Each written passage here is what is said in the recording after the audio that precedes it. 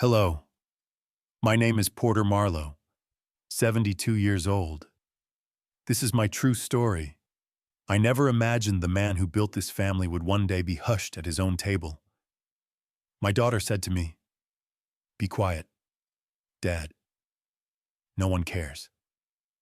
I sat there, fork in hand, my heart shattering, my pride fading away.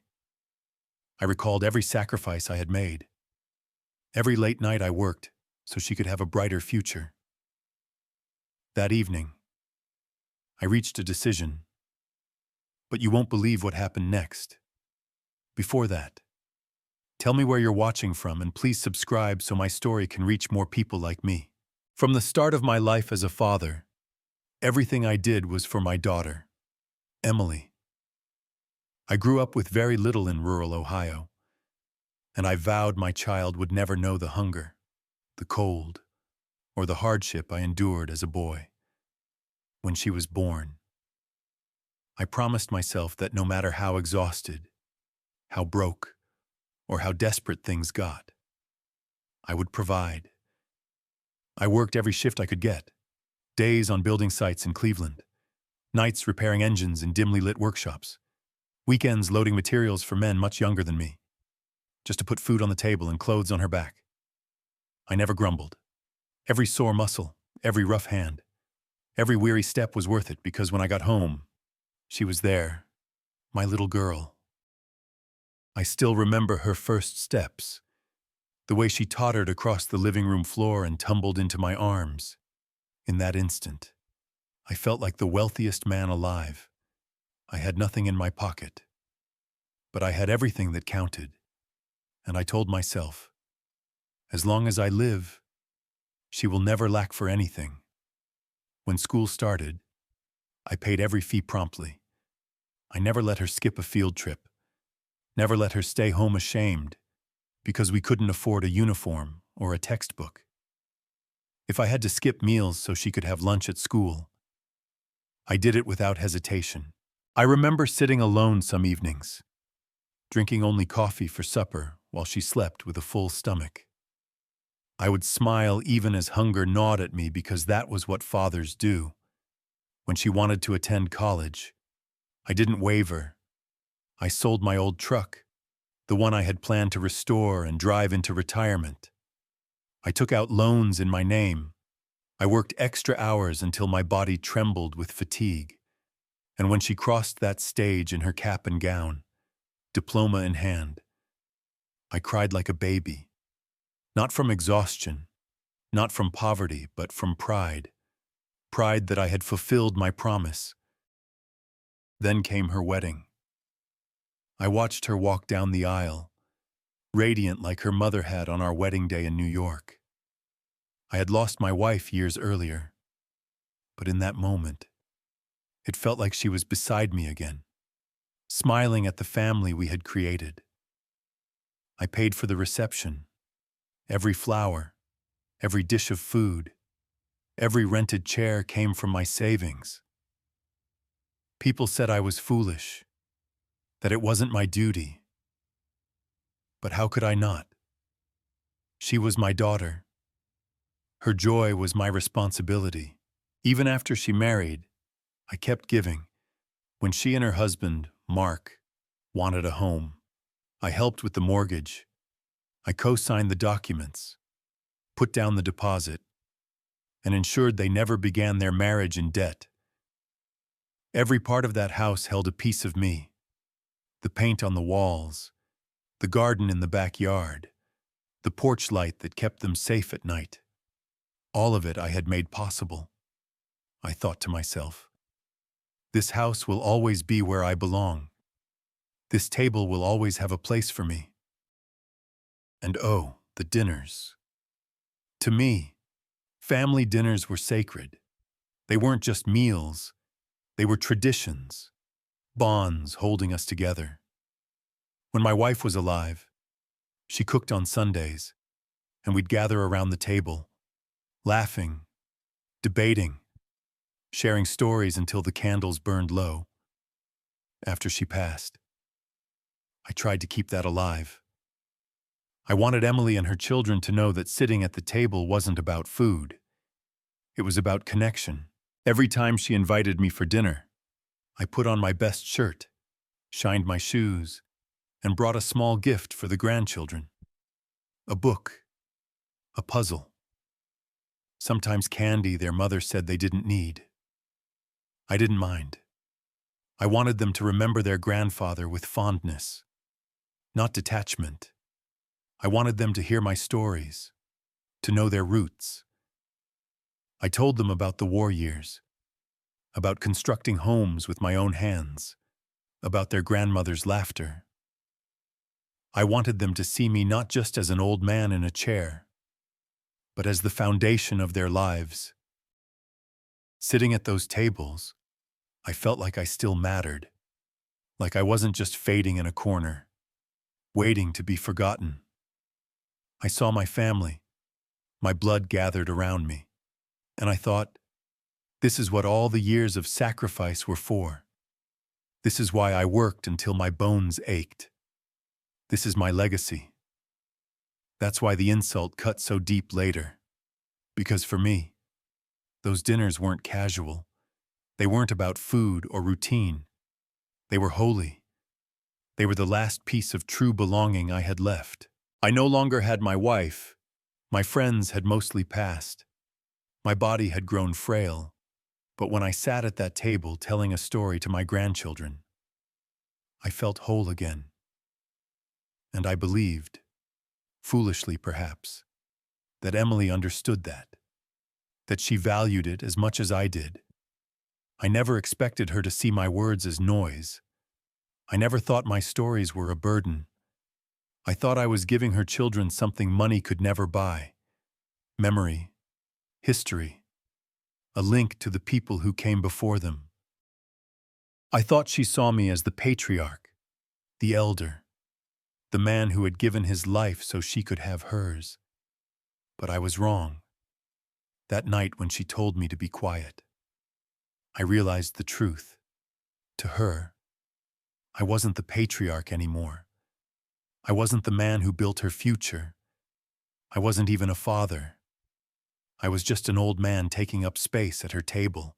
It didn't happen all at once. If it had, maybe I would have noticed sooner. Maybe I would have prepared myself for it. But the change came slowly, in little wounds that didn't bleed much at first. But together they weakened me. Emily, the same child I had carried on my shoulders, the same girl I had walked to school, the same young woman I had stood beside on her wedding day, began to treat me like my presence was something to tolerate rather than treasure. At first, it was just her tone, a sigh here, a small eye roll when I repeated a story. I thought nothing of it. I told myself, she's tired. She has children.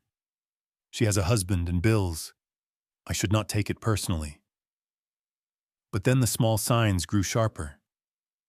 At dinners, when I started sharing a memory about her mother, she would interrupt with a quick, "Dad, we've heard this already." The words were brief, but they stung like a whip. My wife's memory was not a repeated tale to me. It was all I had left of her, but I let it pass, forcing a smile, telling myself again, she's just stressed. The grandchildren, Tommy and Sarah, started to mimic her. Children notice everything, even the things you wish they didn't. When I began speaking, sometimes they'd glance at their mother first, as if waiting to see if my words were worth listening to. Other times, they'd giggle and roll their eyes the way she did. They were not being cruel. They were learning from her.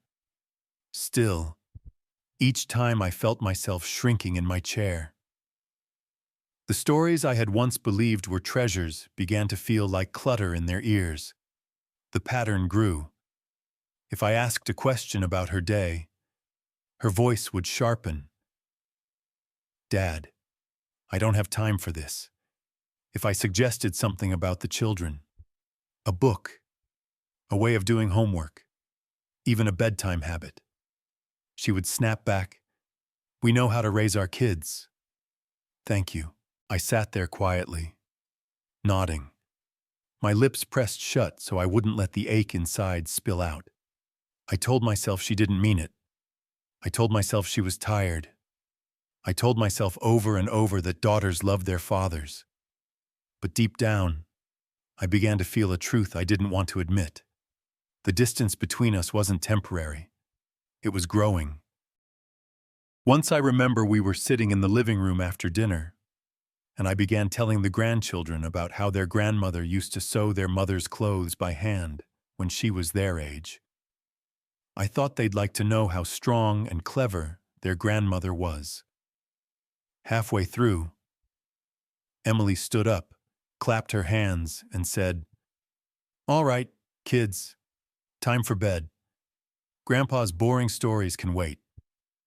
She laughed lightly, maybe thinking it was a joke, but I saw the children look at me, smirking, and follow her upstairs without another word. I sat there alone on the couch, the words I hadn't yet finished hanging heavy in my throat.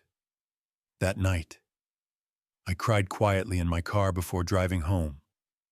Another time, I brought a photo album with me. I thought it would be a gift, something the children could look through, see where they came from, see their family history. I laid it on the table after dinner, excited to share it. Emily glanced at it, sighed, and said, "Dad, we don't need old pictures lying around. Please don't clutter the house with this." She pushed the album aside, and I felt something in me fold in half. Those weren't just pictures. They were my life. They were her life. But to her, they were clutter. The worst was when Mark began to join in. In the beginning, he had always been polite to me, even kind. But as time went on, he followed her lead. When I spoke too long, I'd catch him smirking behind his glass or exchanging a look with her that said, without words, "Here he goes again." Once, when I struggled to remember the name of an old friend, he chuckled and muttered, "Losing it, huh?" They both laughed. I pretended not to hear. Still, I told myself to endure it. I remembered the nights I stayed up while she was sick as a child, holding her hand until her fever broke. I remembered the mornings I walked miles to work just so she could have bus fare to school. I remembered the way she used to hug me tight when I came home from work, my clothes soaked in sweat, whispering, "I missed you, Dad." How could I throw away all that love just because she had become sharp, impatient? Cold, no, I told myself. This is just a phase. Families go through phases. She will soften again. She will remember. But as the months stretched on, the distance grew colder, harder, like winter setting in for good. I noticed she didn't call me unless she needed something. I noticed she didn't ask how I was feeling, even as my health began to show its age. I noticed that when I spoke at the table, the room grew heavier, not lighter. I wasn't a source of joy anymore. I was an obligation. I ignored it as long as I could. I smiled when they mocked me. I stayed quiet when they dismissed me. I told myself, "She's stressed. She doesn't mean it." But the truth was creeping closer every day, waiting for the moment when I could no longer deny it. I wasn't her father anymore in her eyes. I was just an old man who had outlived his usefulness. And then came the night at the dinner table, the night she told me to be quiet. That was when every small wound came together and bled all at once. That night was supposed to be ordinary, a simple family dinner, the kind of evening that used to warm my heart, the kind of ritual that made all the years of sacrifice worth it. The long dining table was set with dishes she had cooked. The grandchildren were seated in their usual places, And I, as always, sat near the end with my back straight, my hands folded, ready to be part of their world. To me, these gatherings were sacred. They were the heartbeat of what little family I still had. I came dressed in my best shirt, cleanly pressed. My shoes shined, because even at my age I wanted to show respect.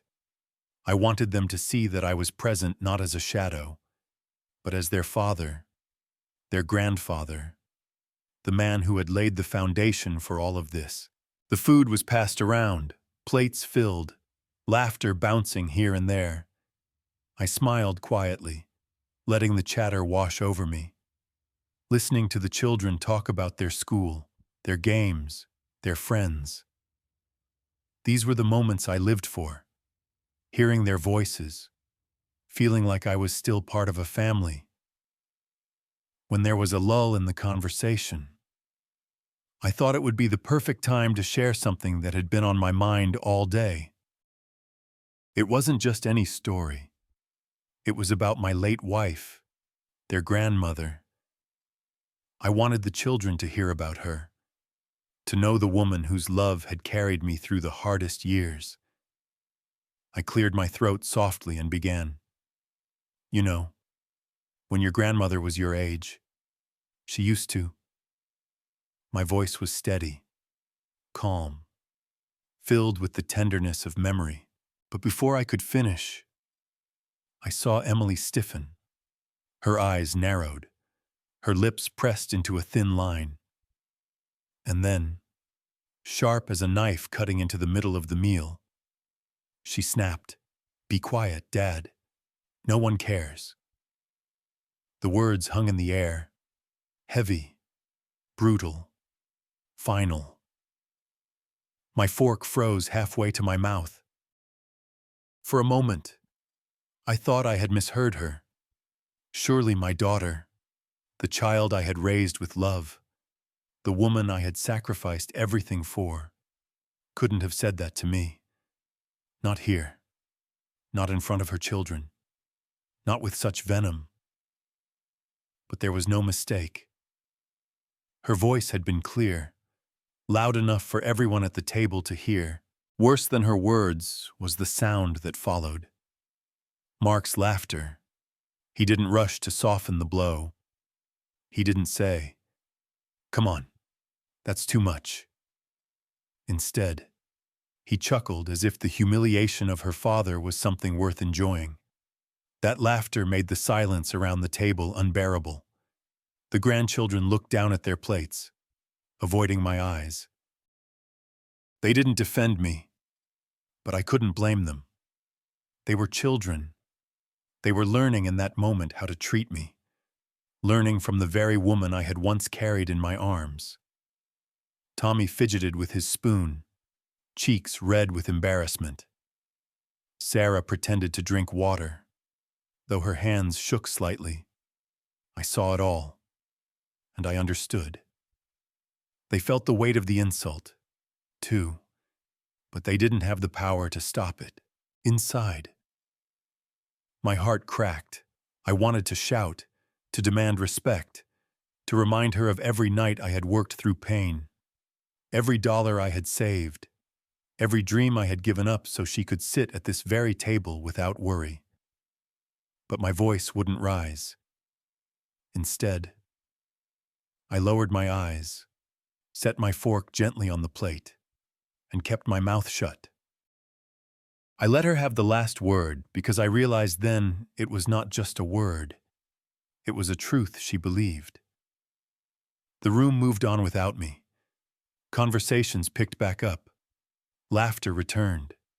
But I sat there like a ghost, invisible, humiliated. Each sound felt distant, as if I were no longer part of them, just an intruder at a table that used to be mine. Emily had not only silenced me, she had stripped me of dignity in front of the very family I had built. That moment replayed in my head over and over as the meal dragged on. I thought of my wife, how she would have wept if she had seen her daughter speak to me that way. I thought of the years of love I had poured into raising her, only for her to repay me with contempt, and I thought of myself sitting there quietly swallowing the pain, pretending to be calm so the grandchildren wouldn't see me break. When the plates were cleared and the evening ended, I pushed back my chair slowly and excused myself. No one stopped me. No one asked if I was all right. No one even noticed the way my hand trembled as I gathered my coat. To them, it was just another dinner. To me, it was the night I realized I was no longer a father at that table. I was an inconvenience, and that realization, more than the insult itself, was what hollowed me out. It was the moment I understood that something had died between us, and it could never be brought back. The moment she said those words, the entire room shifted. My fork was frozen halfway, my hand trembling slightly, though I tried to hide it. The sound of her voice telling me to be quiet didn't just echo once. It seemed to bounce against the walls, repeat in my head, and press down on my chest. I could feel the heat rise in my face, the sting in my ears, the weight in my throat, as I swallowed down the lump that threatened to choke me. The worst part wasn't even her words. It was the silence that followed. A silence so sharp it cut deeper than any insult. The grandchildren stared down at their plates, as if their food had suddenly become the most fascinating thing in the world. Their little shoulders stiffened. Their eyes darted anywhere but toward me. They weren't laughing. They weren't smiling. They weren't even breathing loudly. They were embarrassed for me, but also afraid. Afraid of what it meant to speak up against their mother. And that was what made my chest ache even more, because I had always imagined that my grandchildren would look at me with respect, with warmth, with admiration. Instead, in that moment, they looked at me with pity, and pity, I realized, can feel even colder than cruelty. Mark's chuckle still rang in my ears. That sound, so casual, so unbothered, was like another slap across my face. It told me clearly that this wasn't a slip of anger. This wasn't something she'd regret later. No, it was entertainment. My humiliation was their shared amusement. For years, I had paid for their comfort, ensured their home was steady, and covered the gaps when life got too expensive. And yet, there he sat, smirking at my pain, enjoying the moment his wife reduced me to nothing. I lowered my head and said nothing. My instincts told me to speak, to defend myself, to remind them who I was and what I had given. But my pride wouldn't allow me to beg for dignity. If I had spoken then, my voice would have cracked, my anger would have spilled, and they would have dismissed it as the tantrum of an old man. No. I chose silence, not because I agreed with them, but because I refused to let them see me broken. My calm face was the last shield I had left, but inside, I was breaking. Memories flashed in my mind. I remembered carrying her on my shoulders when her legs were too tired to walk home from school. I remembered staying up through the night to finish double shifts so she could have a new dress for her school dance. I remembered her wedding, standing proudly as she walked into a life I had helped build. And now here I was, decades later, silenced at her table like a stranger who had overstayed his welcome. I tried to continue eating, but the food turned to ash in my mouth. Every bite was heavy, tasteless, suffocating. My hand shook slightly as I lifted my fork, but I forced myself to chew slowly, quietly, pretending nothing was wrong, because that's what I had done for years. Pretend I didn't notice the eye rolls, the dismissive tone, the whispered jokes behind my back. Pretend she still loved me in the same way I loved her. Pretend I was still the father she needed. But that night, there was no pretending. The insult had been too sharp, too public, too undeniable. I looked around the table one last time. My grandchildren, silent and stiff. Mark smirking into his glass. Emily sitting tall, satisfied with herself, moving the conversation along as if nothing had happened. And me shrinking inside, my heart cracking quietly where no one could see. The humiliation wasn't just in the words.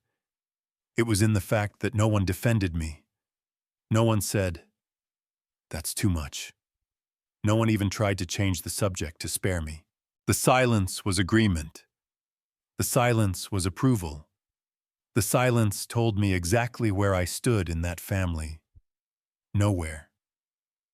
I swallowed the last bite on my plate, placed my fork down gently, and folded my napkin neatly. My face showed nothing. Not pain, not anger, not even disappointment. Just calm. Because in that moment, I realized something important. If they could humiliate me so easily, then they had already stopped seeing me as family long ago. The meal ended, and people rose from the table. Chairs scraped against the floor. Dishes clinked as they were gathered. Life moved on around me, but I felt frozen in place. My body sat in that chair, but my spirit was already gone. I knew then this was the last dinner I would ever attend in that house. Not because I was unwelcome, but because I would never allow myself to be humiliated like that again. I stood slowly, my movements calm, careful, controlled. I didn't slam my chair. I didn't raise my voice. I didn't demand an apology. I simply walked away quietly, holding my pride like a fragile piece of glass in my chest. To them, it may have looked like weakness, but I knew the truth. It was the beginning of something stronger, the beginning of the end of my silence. That night, as I drove home, the road was blurry through my tears. I gripped the steering wheel tightly, my knuckles white, trying to hold myself together. The humiliation burned in my chest, but beneath it was something else. Resolve.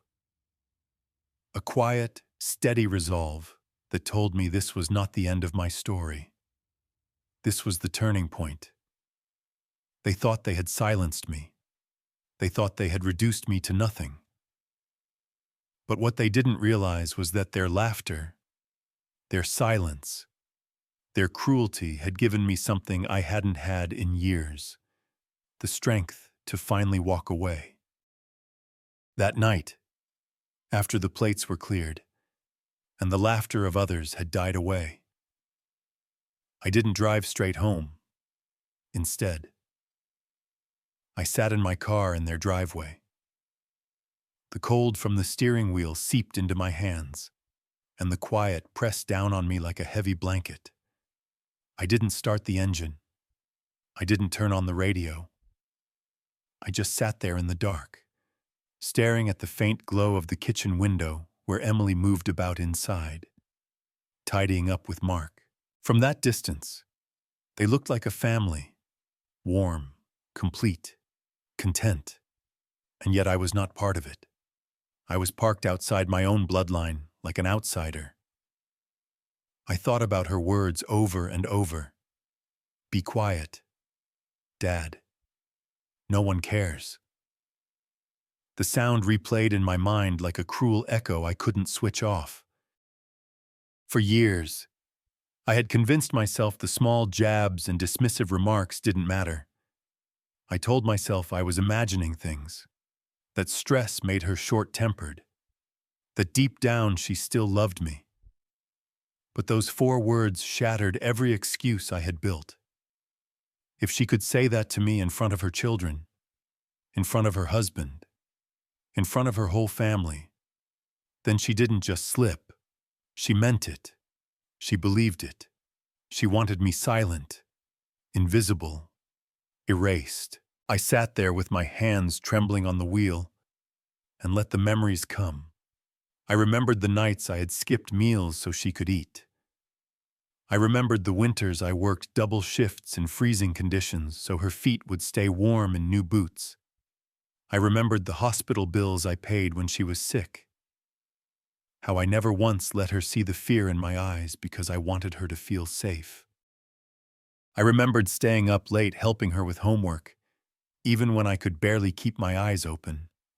I remembered the tears of pride when I watched her graduate, the joy in my chest when I walked her down the aisle, the way I stood taller even though my back ached from years of labor.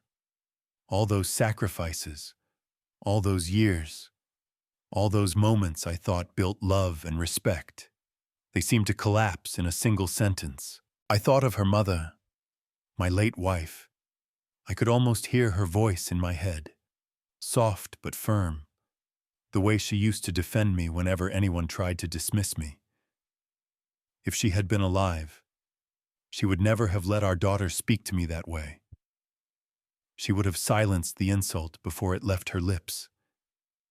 I missed her more in that moment than I had in years. Sitting alone in the dark, I wished I could turn to her and ask, "What did I do wrong? Where did we lose her?" But there was only silence. For nearly an hour, I sat there reflecting, not just on the insult, but on my place in their lives. I realized something that night, something that cut deeper than the humiliation. I realized I was no longer a father in her eyes. I was no longer the man who had provided, who had carried, who had built her life piece by piece. To her, I was an inconvenience, a story on repeat, a chair that took up space at the table. I was not family anymore. I was a guest she tolerated, until I spoke too much. And that truth broke something in me that could never be repaired. Tears burned my eyes. Though I tried to blink them away, I pressed my forehead against the steering wheel, whispering prayers into the silence. I asked for strength, for clarity, for the courage to do what I knew now had to be done. Because one thing became clear in that driveway. Love does not mean allowing yourself to be humiliated. Sacrifice does not mean surrendering dignity, and silence, though it had protected me at the table, could no longer be my only answer. I thought about how much of my life I had given them. The money, the time, the sweat, the years, all poured into ensuring Emily's happiness. And what had it brought me? A seat at a table where my words were unwelcome, a role in a family where my presence was mocked, a life where I had become invisible in the very home I helped build. As the night grew colder, I made a decision, quietly, without anger, without shouting, without demanding an apology. I decided this would be the last insult I would ever endure. There would be no second chance, no hoping for change, no waiting for softer words that would never come. This was the line, and once I crossed it, there would be no going back. I finally started the engine, but I didn't drive home with the same weight I had felt before. I drove with a strange calm, as if my humiliation had given me clarity. My reflection in the rearview mirror didn't look like a broken old man anymore. It looked like someone who had finally seen the truth and who was ready to act. That night, as I parked in my driveway and turned off the engine, I sat for one last moment in silence. Not the silence of shame, but the silence of resolve. I whispered to myself, "Enough." And I knew then that the next time I saw Emily, she would not be looking at the same man she thought she could silence. When I woke up the next morning, I still heard her voice in my head, sharp and cruel. Be quiet, Dad. No one cares. But this time, I didn't feel only the sting. I felt something else. Power, not anger, not revenge, but a steady awareness that I was not as powerless as she thought. Emily believed that years had stripped me of authority, that age had made me dependent, that I was just an old man clinging to memories. But the truth was written on paper, hidden in drawers, signed long ago. The truth was that many of the things she assumed were hers. The car she drove, the roof over her head, even the family fund that made their dinners possible were still tied legally to my name. She had grown so used to treating me as though I had nothing left to offer, nothing left to say, that she forgot something important. I had never signed those things away. I had never surrendered the keys, not to the car, not to the house, not to the life I had built with sweat and blood. She mistook my silence for weakness. But silence is not the same as helplessness. Silence can be a weapon sharper than words if you know how to use it. I sat at the kitchen table in my small home, a stack of folders in front of me. Deeds, bank statements, titles, contracts. Each page was proof of the sacrifices I had made, proof of the things I had built, and proof that despite her arrogance, her comfort still rested on the foundation of my labor. I thought about how she looked at me at the table, dismissing me like a burden, and I almost laughed, not with joy, but with disbelief. She had no idea that the man she told to be quiet still held the strings to her life. The car she drove, purchased in my name, insured through my account. The family home, that mortgage was co-signed by me, and the land it stood on was still tied to my signature. The fund she dipped into when bills got too heavy, my pension. My savings stretched thinner and thinner because I had always said yes when she asked. She thought time had erased my hand in her life, but time had done nothing of the sort. My name was still written everywhere. I picked up my old car keys, the ones I had slipped into my pocket at the dinner table the night before. As I turned them over in my palm, I realized how much those keys meant. They weren't just for starting an engine. They symbolized ownership, control, authority. When I had stood and taken them at the table, it wasn't a meaningless gesture. It was the quiet reminder that I wasn't a guest in her life. I was the foundation she was standing on. And the truth was, I could walk away at any time. The car could be gone with a single call. The house could be sold with a signature. The fund could be redirected, drained, cut off. She thought she had silenced me forever at that table, but she had only awakened something I had kept buried for too long. The will to reclaim my dignity. I thought back to the man I used to be, the man my wife had fallen in love with, strong, proud, unshakable. Somewhere along the way, I had let myself shrink. I had allowed Emily's sharp words and dismissive looks to convince me I was nothing more than an old man at the end of his story. But as I stared at those papers, those signatures, those keys, I remembered the truth. I was still the patriarch. I was still the man who built this family. And my silence was not weakness. It was the strength of patience, waiting for the right moment to act. I didn't storm into her house to confront her. I didn't shout or demand respect. That would have been wasted breath.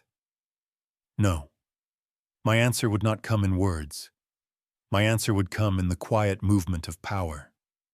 My answer would come in the realization that the things she thought belonged to her could be taken away without a raised voice, without a fight, without even a warning. As I placed the folders back into my desk drawer, I felt calm.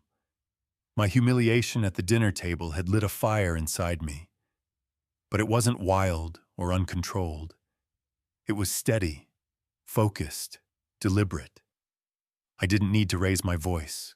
I didn't need to beg her to see me as her father again. That part of our relationship was already dead.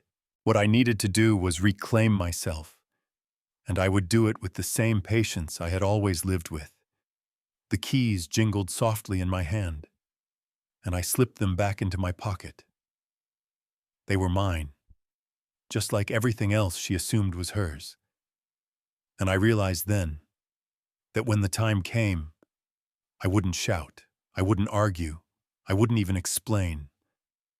I would simply act quietly, firmly, finally, because sometimes the sharpest revenge is not in noise but in silence. And I was ready to let my silence speak louder than her insult ever could. The next evening, after a long day of silence in my small home, I knew the time had come. The humiliation from that dinner table had not faded. It had settled deep in my bones, steady and undeniable. I wasn't angry in the loud, explosive way. My anger had cooled into something sharper, something cleaner. It wasn't rage that guided me anymore. It was clarity. For the first time in years, I could see my life without illusions. Emily didn't respect me. Mark laughed at me. My grandchildren were learning to ignore me. I wasn't family at their table. I was furniture. And I decided I would not live the rest of my life as furniture in someone else's home. I sat alone at my dining table, a plain wooden one with scratches and stains from years gone by. And I laid out my options. I could confront her, tell her directly how deeply she had cut me. But what would that bring? More laughter, more dismissal, maybe even sharper cruelty. I could forgive her, bury the insult like I had buried so many before. But forgiveness without change is only surrender, and I had surrendered too many times already. Or I could make the decision that had been forming in me since I picked up my keys the night before. I could leave, not temporarily, not as a dramatic gesture to scare her, but fully, completely, finally. The more I thought about it, the more peace I felt. Walking away wasn't cowardice. It was survival. It was dignity. I realized that I had been holding on to the hope that one day she would see me again as her father, as the man who gave her everything. But hope had blinded me. Each year she had grown colder, more dismissive, more cruel. And each year I told myself it was temporary. But the truth was right there in her words. No one cares. That wasn't stress speaking. That wasn't a bad mood. That was her truth. And so I made mine. I stood up from my chair, walked to the closet, and pulled out a small suitcase. Not the big one I used for long trips, but the small one, the kind you carry when you don't plan on coming back. Slowly, methodically, I began to pack. A few shirts, a pair of trousers, my warm coat, the picture of my wife I kept on my nightstand, and the folder of important papers I had reviewed the day before. I didn't take much. I didn't need much. For the first time in decades, I was packing for myself, not for a family trip, not for someone else's needs. Just me. As I folded my clothes, I thought about the life I was leaving behind, the house Emily assumed would one day be hers, the fund she dipped into without gratitude, the car she thought she owned. All of it tied to me. All of it would remain mine until I decided otherwise. And I knew that when I left, I would begin the process of cutting her name out of everything. The will, the accounts, the deeds. My silence at that dinner table had been the last thing she would ever hear from me. My decision now would be louder than any words. I walked through the house one last time. The walls were bare, the rooms quiet. But this place had been mine. It had been filled with memories of my wife, echoes of laughter from better days, warmth that had slowly faded since her passing. I touched the frame of the doorway where I had once measured Emily's height with a pencil, each line a record of her growing years. My fingers lingered there, trembling slightly. For a moment, I felt a pang of grief. Not for the house, not for the things, but for the love that had once lived here. The love that had died the moment she told me to be quiet. With my suitcase by the door, I picked up my keys. This time, I didn't think of them as hers or as anyone else's. They were mine, symbols of what I still controlled, of what she could never take from me. I slipped them into my pocket, straightened my back, and whispered to myself, "This is the last time I would eat at her table, the last time I would endure her contempt, the last time I would allow my life to be reduced to silence." I looked around the room once more, not with sadness, but with finality. Every picture, every piece of furniture, every memory here had been colored by disappointment, and I knew that carrying those things with me would only weigh me down. I didn't need them. All I needed was the decision I had already made. And so without hesitation, I switched off the lights, locked the door behind me, and stepped into the cool night air. The street was quiet, the sky above wide and endless. For the first time in years, I felt a strange sense of freedom. Not the freedom of youth, but the freedom of a man who had finally let go of the weight that had been crushing him. I didn't say goodbye. I didn't leave a note. I didn't make a speech. Emily wanted me silent, and so silent I would be, but on my terms. My silence would not be the silence of humiliation anymore.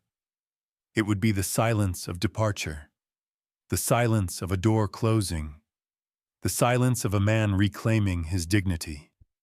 That night, I drove away, no destination in mind, just away.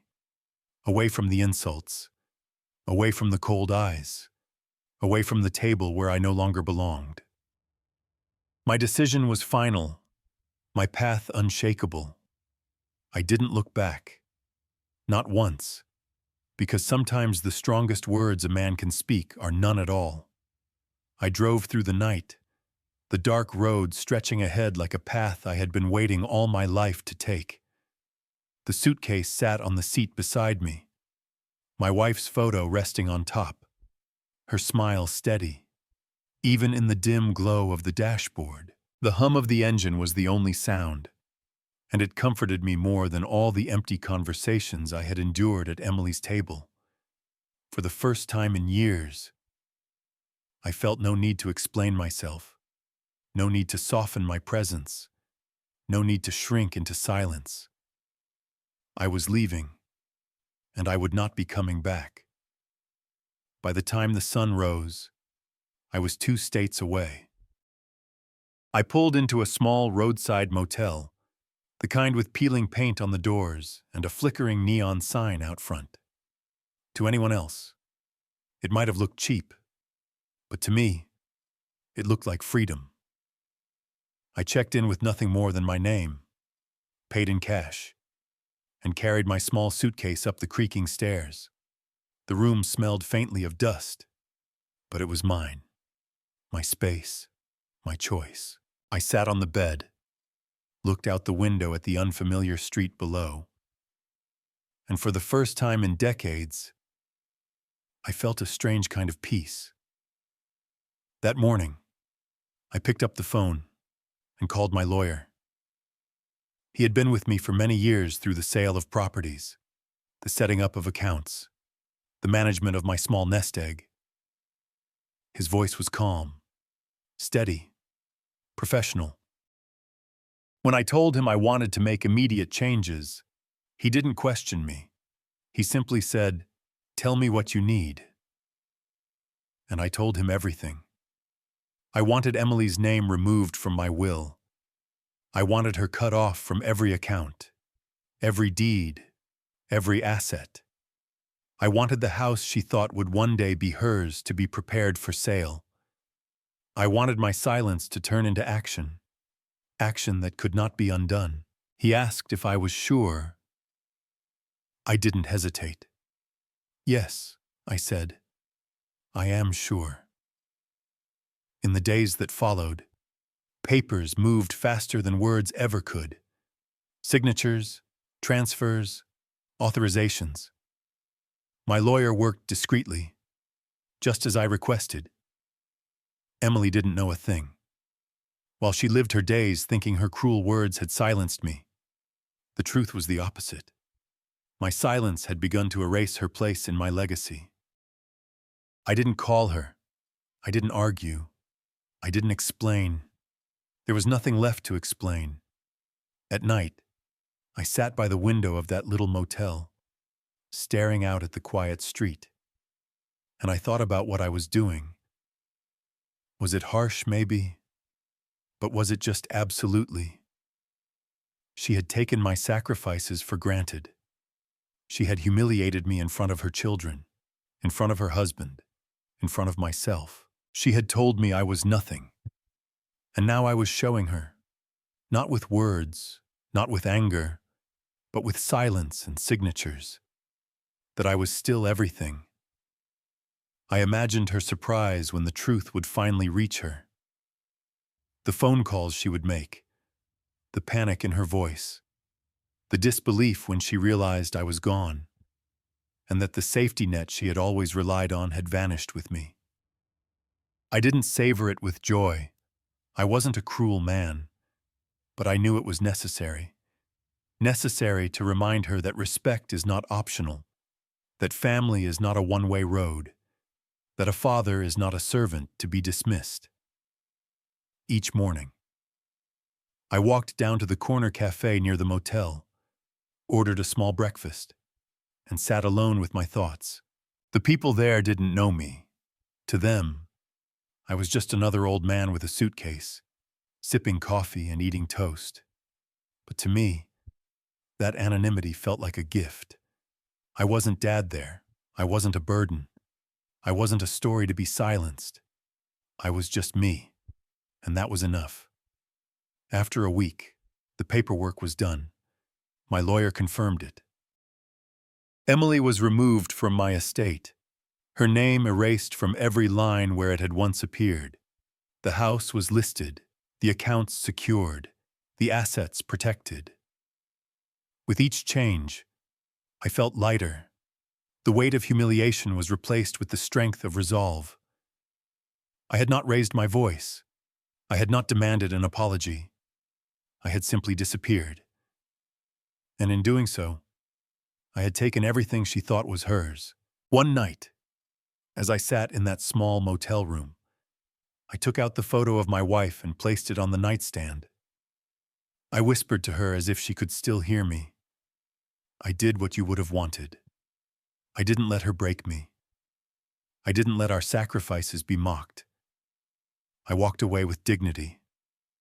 And in that moment, I felt her presence beside me, steady and proud. The disappearance was not just physical. It was emotional, spiritual, complete. I wasn't just gone from their dinner table. I was gone from their future. And the silence I left behind was louder than any argument I could have made. The silence didn't last long. Within days of my disappearance, the phone began to ring. First, it was once or twice a day. Then, as the news began to spread, the calls came endlessly. Emily's number lit up the screen again and again, but I never answered. I didn't need to. The lawyer had already carried out my instructions, and by now she would be learning the truth piece by piece. at first. Her voice on the messages was sharp with annoyance. "Dad, where are you? This isn't funny. Call me back." Then, days later, the annoyance turned into unease. "Dad, the bank says my name isn't on the account anymore. Did you do something? We need to talk." And finally, desperation. "Please, Dad, don't do this. I didn't mean it that way. You can't just erase me from everything. I'm your daughter." Her voice cracked on that word. Daughter. But the irony wasn't lost on me. She remembered I was her father only when she wanted something. The house was the biggest shock for her. She had always assumed it would one day be hers. She decorated it as if it already belonged to her. She planned family events there as if she were the rightful owner. But the truth came quickly when the papers arrived. The property was listed for sale, and her claim was nothing more than a memory. She called me in a frenzy, shouting into the phone, "You can't sell my house." But it was never hers. It was mine. And I had simply decided to take back what she had forgotten to respect. Mark called too, his voice less desperate and more angry. He accused me of betrayal, of cruelty, of tearing the family apart. I listened to his messages, shaking my head. Betrayal, cruelty. They had mocked me, silenced me, humiliated me. They had treated me like an old man who had nothing left to give. And yet, when I finally acted, I was the cruel one. What I had done was not cruelty. It was justice. Quiet, measured justice. The grandchildren never called. Perhaps they were too young to understand. Or perhaps they were shielded from the truth. But I thought of them often. I hoped that one day when they were older, they would look back and understand that silence has limits, that respect is not optional, that even the softest man can choose to walk away. My lawyer sent me updates. Emily's panic turned to resignation once she realized there was no way back. The papers were signed. The sales were final. The accounts were sealed. She had no legal claim, no power to undo what had been done. My silence had spoken louder than her insult ever could. And me, I didn't gloat. I didn't celebrate. I simply breathed easier. The weight of waiting for her love, the ache of hoping for her respect, the pain of enduring humiliation, all of it lifted. I no longer waited for calls that never came. I no longer sat at a table where my words were unwanted. I no longer lived half a life in the shadow of disrespect. She had told me to be quiet, and so I did. But my silence didn't mean defeat. It meant departure. It meant she would never hear my voice at her table again, nor see my name on her future. She had pushed me out of her world with her words, and I had closed the door behind me with my actions. In the end, the aftermath was simple. She lost everything she thought was hers, and I gained the one thing she could never give me: peace. Today, I sit in a place far from that dinner table, a quiet cabin near the Rockies, surrounded by tall pines and the sound of rivers that never stop moving. The air here is crisp, clean, untouched by the bitterness I left behind. In the mornings, I wake to birdsong instead of sharp voices.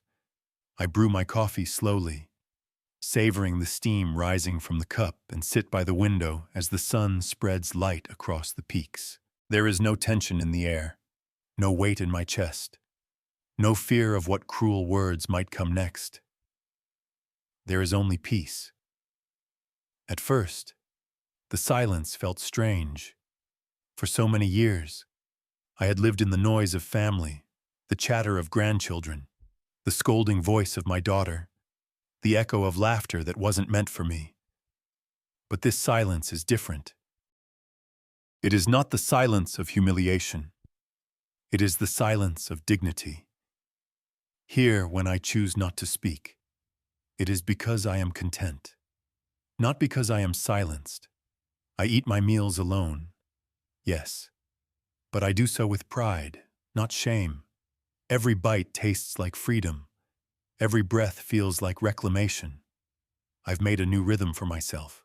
In the mornings, I walk slowly along the dirt paths, cane in hand, nodding to neighbors who don't know my story and don't need to. To them, I'm just another old man who likes fresh air and long walks, and that's enough. In the afternoons, I read books I never had time for when I was working and sacrificing, stories that take me far from my own past. In the evenings, I sit by the fire, the photograph of my late wife on the mantel. I speak to her sometimes softly, telling her what I've done, how I've survived, how I've chosen dignity over humiliation. And in those moments, I feel her near me as though she approves. The money from the house sale keeps me comfortable. I don't need much, just enough to live without worry, to buy my medicine, to enjoy small comforts.